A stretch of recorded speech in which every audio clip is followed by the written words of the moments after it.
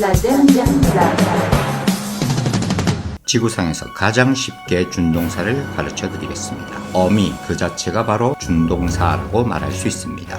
이게 끝입니다. 이것의 비밀을 알면 여러분은 어지간한 문장을 다 영어로 표현할 수 있게 됩니다. 준동사를 배우는 데는 모두 다 배우는데도 1시간이면 충분합니다. 정말 그렇습니다. 속는 셈치고 이 준동사에 대한 개념 설명을 꼭 들어보시기 바랍니다. 지금까지 우리는 영어의 기본 품사인 명사, 그리고 형용사, 그리고 부사를 배웠습니다. 이 세 가지가 영문법의 핵심 축입니다. 바로 델타를 이루게 되는 거죠. 그리고 이 중심부에는 동사라는 품사가 있습니다. 이 세 가지를 어떻게 잘 운용해서 표현을 하고 또 문장에서 이 세 가지를 얼마나 잘 파악하는가가 사실은 영문법의 핵심입니다.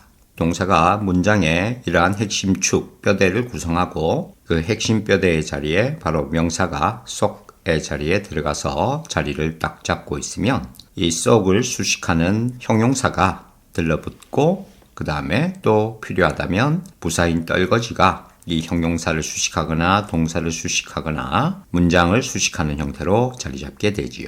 그리고 드물긴 하지만 아주 가끔 부사가 명사를 수식하는 예도 우리는 볼 수가 있었습니다. 그리고 드디어 대망의 준동사를 배우게 되었습니다. 이제 준동사까지 배우면 이 세 가지 기본 품사가 얼마나 중요한 것인지를 또 한 번 느낄 수 있을 겁니다. 영문법의 핵심, 준동사의 개념을 배우겠습니다.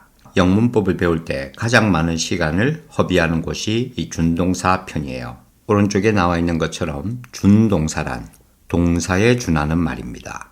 이러한 준동사의 종류는 두 가지, to 플러스 동사 원형과 동사 원형의 ing가 있습니다. 영문법에서 가장 쉬운 부분이 이 준동사예요. 그런데 가장 어렵게 배우고 있는 부분이 바로 이 준동사입니다. 준동사는 영어보다는 우리말적인 이해를 하는 것이 훨씬 빠르고 직관적이고 바로 문장에서 써먹을 수 있고 영작을 하거나 회화를 할 때에 써먹을 수가 있게 됩니다. 준동사를 배우는 데는 모두 다 배우는데도 1시간이면 충분합니다. 정말 그렇습니다. 속는 셈치고 이 준동사에 대한 개념 설명을 꼭 들어보시기 바랍니다. 지구상에서 가장 쉽게 준동사를 가르쳐 드리겠습니다. 제목, 준동사는 우리말의 동사의 어미 변화형이다.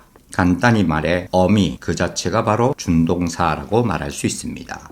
이게 끝입니다. 이것의 비밀을 알면 여러분은 어지간한 문장을 다 영어로 표현할 수 있게 됩니다. 그러면 준동사 첫 번째 to 부정사가 무엇인가를 배우도록 하겠습니다. 영어에서 to 플러스 동사 원형의 이 to가 가지는 의미는 전치사 to와 같습니다. go to school에서처럼 to 어디로의 방향성을 지니고 있다 라는 것이 이 to 부정사의 가장 큰 핵심이에요. 영어적인 입장에서는 그렇습니다. 그래서 지금 여기 있는 이 화살표 미래적 개념임을 머리에 딱 넣어두고 다시 돌아오겠습니다. 1번 to 플러스 동사 원형의 정의, 즉 부정사의 정의입니다. 앞에서 한번 봤던 문장이죠. To drink a glass of milk a day is good for the health.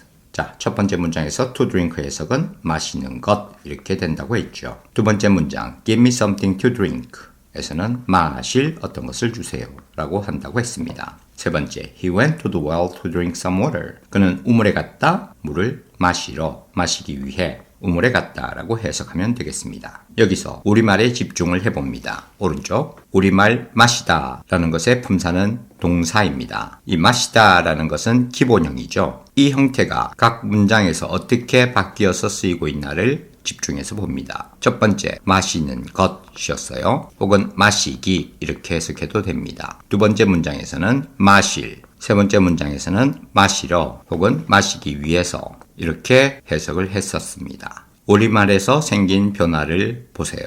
말의 끄트머리, 말꼬리, 어미, 뭐뭐하다 라고 끝났던 어미가 뭐하는 것, 뭐하기, 뭐할, 뭐하러, 뭐하기 위해서 이러한 변화가 생겼습니다. 이러한 어미의 변화로 생긴 또 다른 변화는 무엇일까요? 그것은 바로 품사의 변화입니다. 달리다 하면 동사이지만 달리기 하면 명사로 취급을 하는 것처럼 마시다 하면 동사이지만 마시는 것, 마시기라고 말하면 명사인 것처럼 쓰는 것이고 마실, 마시는 하면 형용사인 것처럼 쓰는 것이고 마시러, 마시기 위해서라고 한다면 부사로 쓰는 것입니다. 이렇게 우리말에 동사의 어미가 변화하면 생길 수 있는 효과는 바로 품사의 변화입니다. 다시 영어 문장에서 생긴 변화를 보겠습니다. 첫 번째 문장에 마시는 것은 영어로 뭐라고 표현을 하고 있나요? to drink입니다. 마실이라고 했을 때 역시 to drink입니다. 마시러, 마시기 위해 라고 말을 했을 때도 to drink입니다. 그렇다면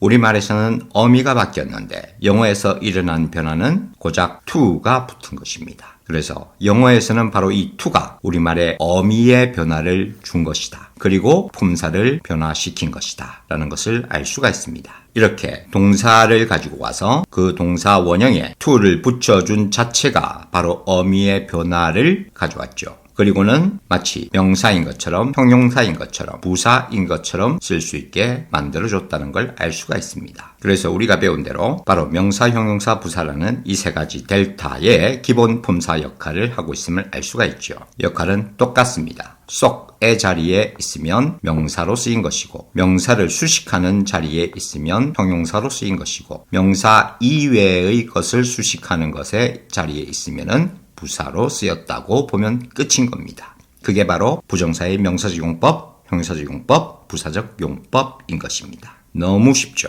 이걸 말로 정리하겠습니다. to 플러스 동사 원형이란 동사의 어미를 변화시켜서 문장에서 명사나 형용사나 부사의 역할을 하도록 만들어 준 것입니다. 정말 그렇다는 것을 우리말 문장에서 느껴보시기 바랍니다. La dernière classe.